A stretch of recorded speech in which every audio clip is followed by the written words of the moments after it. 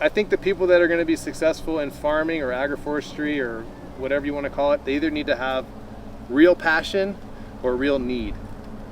I think it has to be one or preferably possibly both, but you either have to need it bad, like to survive, or you just have to absolutely love it. And if you don't have one of those, you know, it's easy to just do something else. Just change the channel and move on. The mistake that I made in here, which I see people make all the time, is not planting enough support species. I didn't put enough of these in the first place. You hear that? That's the main mistake. Not putting enough support species. Plant more, not just like 1 or 2 eucalypts because it's cute and you saw that, oh, I have to include it. Like, actually do it for real. Having the density and then also managing. Like, this vetiver has been cut twice this year already. That's the key though. You just said like, and managing. Like, you can't just plant hella eucalyptus and hella like nitrogen fixers without managing. To be honest, I'm jealous of you getting to go into Brazil because you're getting to see things that are further along than this. I've never gotten to go to a system that was older than mine, and I really want to. Do you want to come to Brazil? I do. I tried to go a couple years ago when COVID canceled all my flights. In a month. Go on. Find me someone to take care of the nursery. Yeah. Oh, he's right here.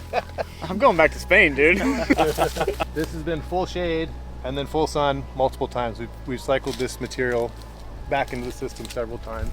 If you have something that you can manage all of it quickly versus having it mixy the whole way through, it makes a big difference. Batchable work, you know, that's what makes scaling a system up. My main species have been mangoes, bananas, coconuts, pineapple, sugarcane, and lots of different types of bamboo. Had the privilege of spending the afternoon with Matt Reese at his site here in Florida, agroforestry legend, pro agroforestry. The agroforestry community makes all the difference. If you want to be involved in the community like this, multiple live calls every week, guest experts, exclusive agroforestry stuff that nobody else is seeing, food forest fellowship, that's where it's happening. Keep growing. This is really exciting. I've been looking up to Matt for a long time. I really admire his work. Matt Reese here in Florida, doing the mangoes, and I've been just watching his agroforestry content for years. There he is, man. You got me in full sweat. Oh, dude. I don't imagine you getting really crazy. Man, it's awesome to see your systems. Thank you. This is super exciting. Agroforestry legend. Like, you were some of the first agroforestry content that I was watching online, man. Awesome. Huge pleasure to be here. It's great to meet you finally. These are the 5-year-old Ingas you've been planting for like over 5 years here. What's been going on here? Yeah, this is actually part of the old system that was here. This was my first larger planting of Ingas. There's a couple different rows of trees here, and at the time it was the first time I ever got the seeds, so I wanted to try them out and learn how to prune them and learn how to work with them. So these have been radically pruned a few times. Last year I let them fruit really heavy, collected seeds, and then we did another radical prune, and you can see they're starting to refoliate. But if you can imagine, this has been full shade and then full sun multiple times. We've cycled this material back into the system several times. So when I set this up, this was before I knew about Syntropic. This is back before anything. And I planted these on the edge of, these used to be wider mulched beds, and I planted these on the edge of the beds. If I could do it again, I'd put them in the line. That was a big management mayhem decision that I made, that I learned hard not to put things out of line, but sometimes you have to learn hard. I'm even already converting this to a service line, so this is all Tithonia that's here.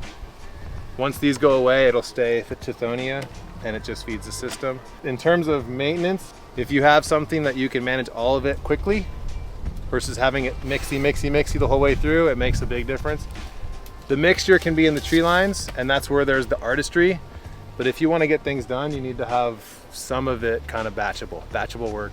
You know, that's what makes scaling a system up tolerable, basically. And speaking of scaling, like, how much agroforestry, like what scale are you running things at this stage of like things that you're actively managing?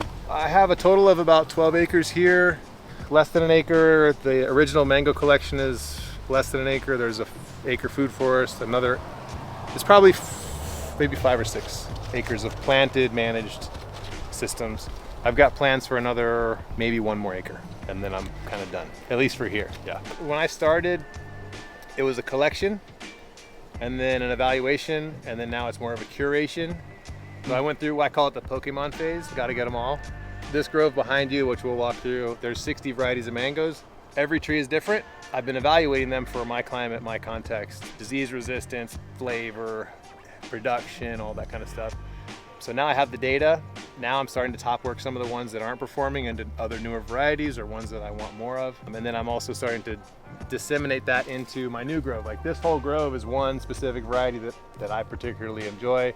In the back, I have another experiment that I'm doing where I'm working with a dwarfing rootstock. So I've just planted the rootstocks out and I haven't even grafted yet. While I'm still evaluating what I have, I'm growing up the next, basically the foundation of my next forest.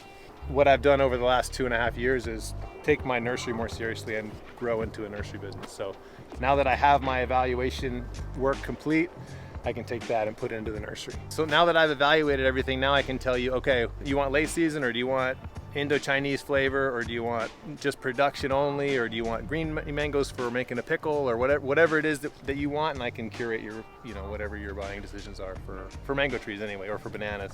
This is also really interesting because what you were saying before, just over there, was that's what everybody needs to do. Everybody needs to do the research for their local area. Mm-hmm. And so if somebody comes to me and they say, what do I need to do?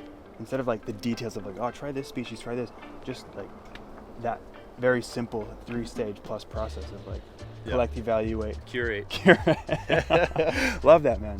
Cool. Let's go look around and I love the pruning of these ingas. So you're doing these for management purposes of like leaving these V's in here. Yeah, originally, I left it so that I could easily put a foot up and climb and get up in. What I find with Inga is that they really don't do what you want them to do. You don't ask nicely, you have to ask again and again and again. And so you'll see there's a lot of nubs and stubs because I've been really trying to get the trees to go a certain way.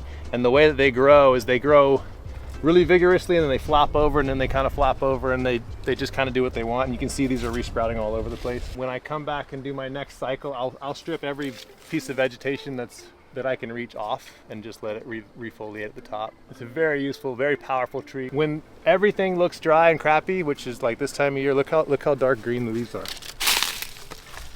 It's undeniably a happy plant on its own. It doesn't need any help. Making me jealous with all these tropical Florida plants. Well, you just gotta learn to love where you are. That's right. Because I don't have cherimoyas. I've been seeing your was it cherimoyas you've been growing at your place? What, is it too tropical here? What's too humid and low. They like more dry and elevation. Yeah. We can do sugar apples out of moyas, sour sop, custard apples. Oh no.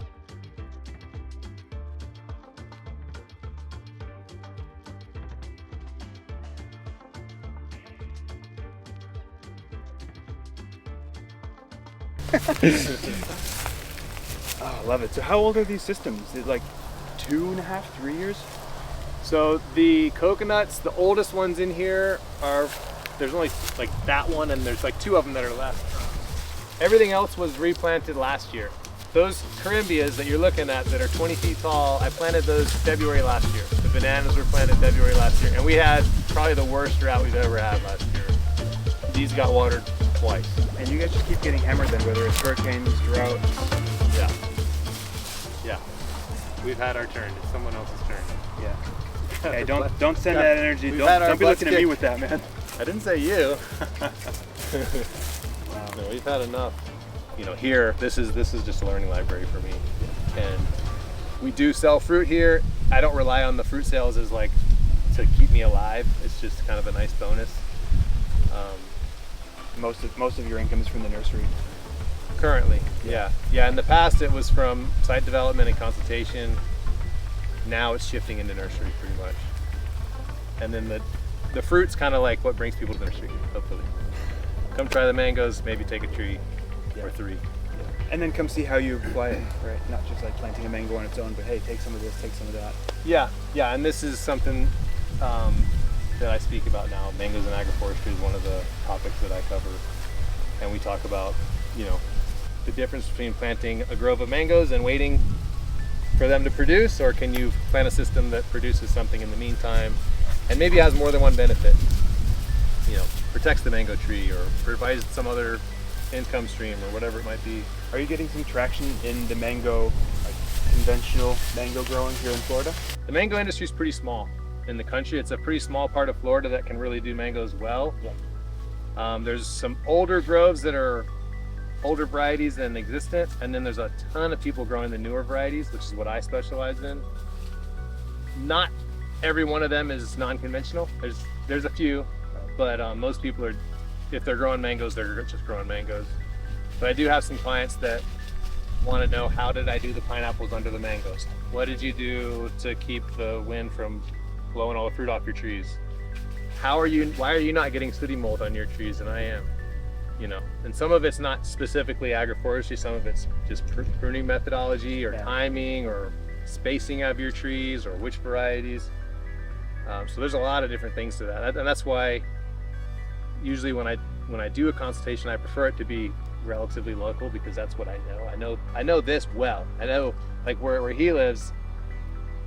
You know, I know about it, but I don't know it as well. You know, I can give advice, but I don't.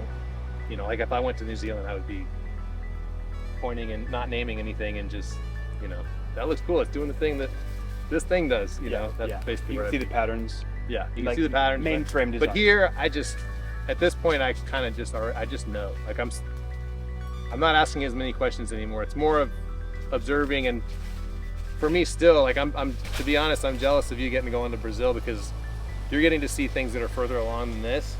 I've never gotten to go to a system that was older than mine, and I really want to. Do you want to come to Brazil?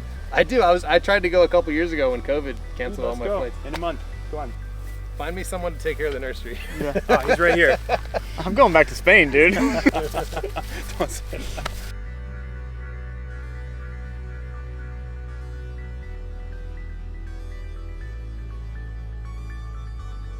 This is the mango that more than one time I've had people buy a fruit from this tree and then say, I want to buy the whole tree. Repeatedly. This one. Buy the whole tree, and like all the fruits. I want your whole crop. This is a really good variety because it's productive. It's phenomenally tasty. For me, it doesn't have any disease problems, and it's manageable. So it hits all the criteria for me. Manageable as in, like, what makes a mango tree not manageable? It's not incredibly vigorous. You'll see ones like the tree next to it. I'm actually top working to another variety because it was so vigorous that it was overgrowing its spot. So whenever I pruned it back, I would set it back and it couldn't fruit. I had to prune it back to keep it into a certain size, and that was preventing it from fruiting. Yeah. This one I'm able to, you'll see if you look in there, I'm rotating the canopy, but it's the growth is slow enough that I can keep it boxed in and keep it productive. I have other ones that are dwarfier than this that will grow slower, but it's hard to find one that's more productive. Yeah, and that's. And so you're taking this material, and this is what you're talking about in terms of like that third stage. I grafted a lot of this tree. Yeah, a lot. Yeah. Depending on where someone is, I can say, you know, you should plant at least one of these 2 or 3 or 4, and this is on the list for most people. Yeah. So sweet tart mango. Sweet tart, You get it from Matt. Last year was the first season after the hurricane. We had production on like 25% of the trees. This is the second season, and we're still recovering. Some of them still haven't fruited, but some of them are back to full action. I don't even know what to imagine when you say Category 5 hurricane here in the agroforestry. And like, what does that look like in these systems? Imagine every tree laying over on its side with its roots out of the ground, like all of them. There's 2 trees here that got ripped completely out of the ground, so I've replaced them now. But imagine a tree just getting removed and going away. Just the tree went away. That'd be devastating. And just like, emotionally, in terms of like, you've poured yourself into this thing and then suddenly hurricane rips through, boom, see you later. Yeah, especially when, you know, like I said, I'm starting a nursery business and I'm relying on these trees for budwood to graft. And when you lose whole trees or lose most of trees, you know, then you don't have the budwood. That's a problem. How do you find that will to keep going, knowing that like this is a big part of this area is like hurricanes? There's nothing else that I really want to do. This is a passion for me. So I think the people that are going to be successful in farming or agroforestry or whatever you want to call it, they either need to have real passion or real need. I think it has to be one or preferably possibly both, but you either have to need it bad, like to survive, or you just have to absolutely love it. And if you don't have one of those, you know, it's easy to just do something else, change the channel and move on. But for me, this is where I live and this is what I love. And you know, nature is resilient, and so am I. So are we. It just takes time. It takes a little humility. It's really hard to take a setback like that. I'm still recovering, you know, psychologically, financially, all the other things. But at the end of the day, I get to be somewhere like this, and that's pretty rewarding. Respect, man. It's huge. Yeah. And I get to show it to these people. It just broke off there, and there it was like a Y after the hurricane, like just a slingshot, you're saying. Yeah, and all of this is regrowth in a little less than 2 years. So what's amazing, and I can show you this, I have a top work, a couple examples of that, but how much regrowth you can get out of a healthy root system in 2 seasons. And this one didn't fruit this year, but it's going to be full on next year. It's looking really good. Yeah, and I have ones that I grafted after they sprouted back, and they're holding fruit. So I have fruit the following year from a top work project. Versus in the nursery, usually you don't get that. And what happens in conventional systems? Hurricane rips the root. What's the standard practice for a conventional system? It depends. A lot of these ones like this, you end up having to cut them back really hard and let them. It depends on if they get actually tipped over or broken or whatever. Yeah. Usually there's a big hard prune and there's a recovery period, just like what I have. Yeah. Some of the people, like on Pine Island, they had saltwater intrusion, and they're having a much harder time because there was salt that basically saturated into the soil. Yeah. And so that happened, and then we've had a really dry year last year, so the salt's kind of still there. It hasn't washed through. Yeah. And so I was just on the phone with another farmer yesterday, and it was like, man, how long, like, are your trees recovering? Because ours aren't recovering. He was saying, like, they're not flushing new growth. They're just sitting there.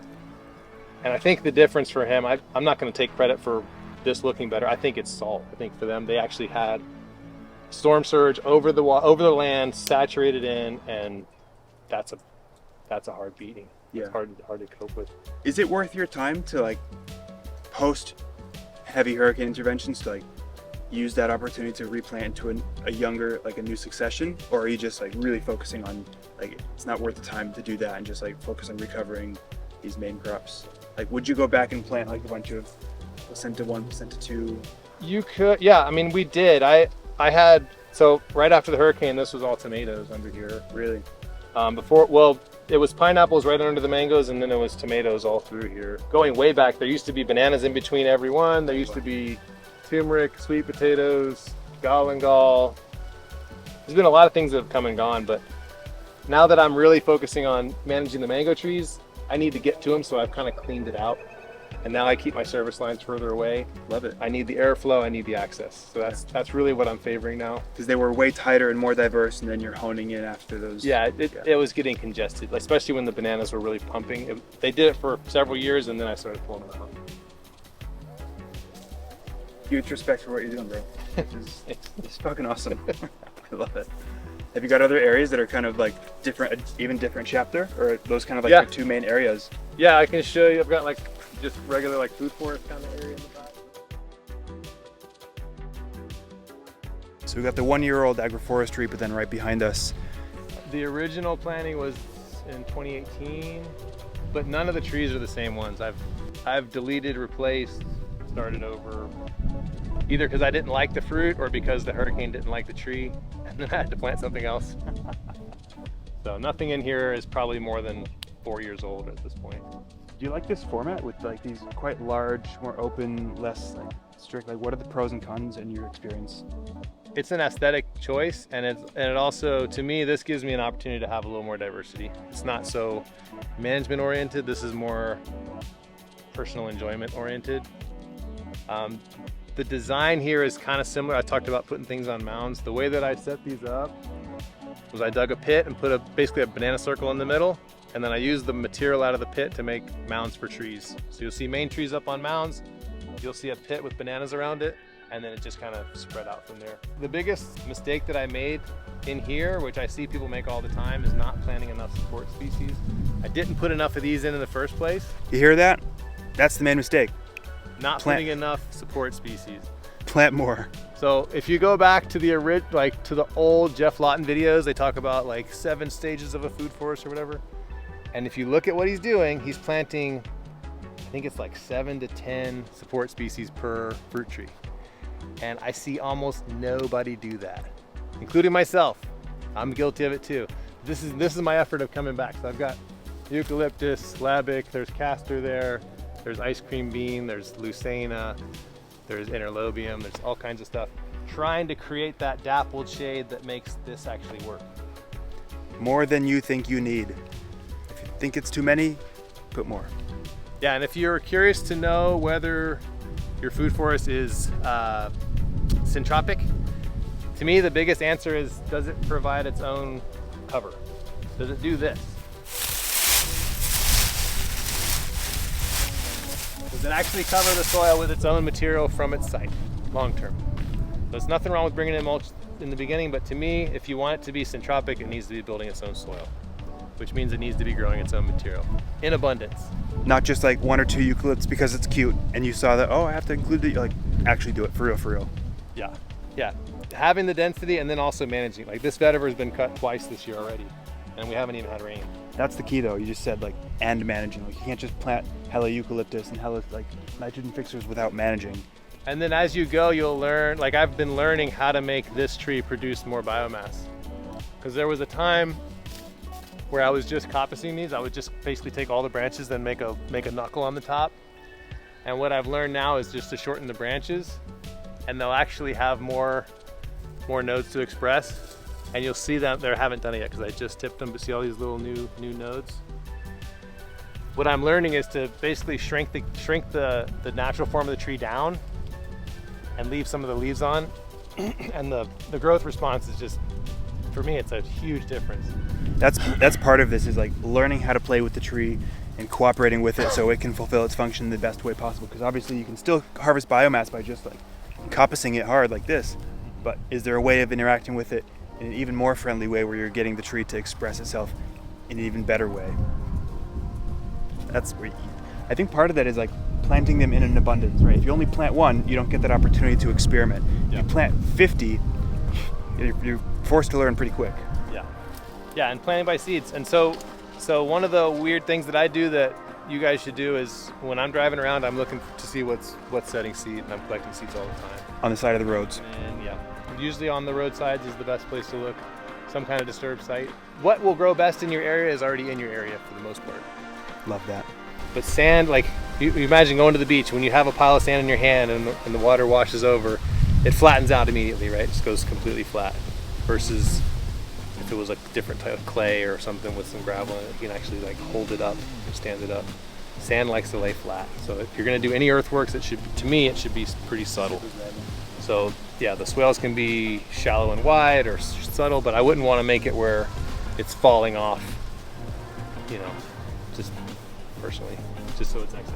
Talking about earthworks in sandy Florida, flat-ish situations, Josh mentioning it needs to be like at least the minimum width would be for your equipment to be able to get in. Is that kind of like do the maintenance? Yeah, because otherwise you're pushed to be in the position of using a weed eater to weed eat very long swales. Because you have to weed eat the bottom of the swale, you have to weed eat the swale berm. That makes it like pretty non-feasible for like a small operation. So planning to mechanize a little bit is always nice. That's what I love about Josh here, is like, you said this over the last few days, is like, nobody likes being on a brush cutter. Nobody likes weed eating. People love riding tractors. Yeah. Design that into your system. Yeah.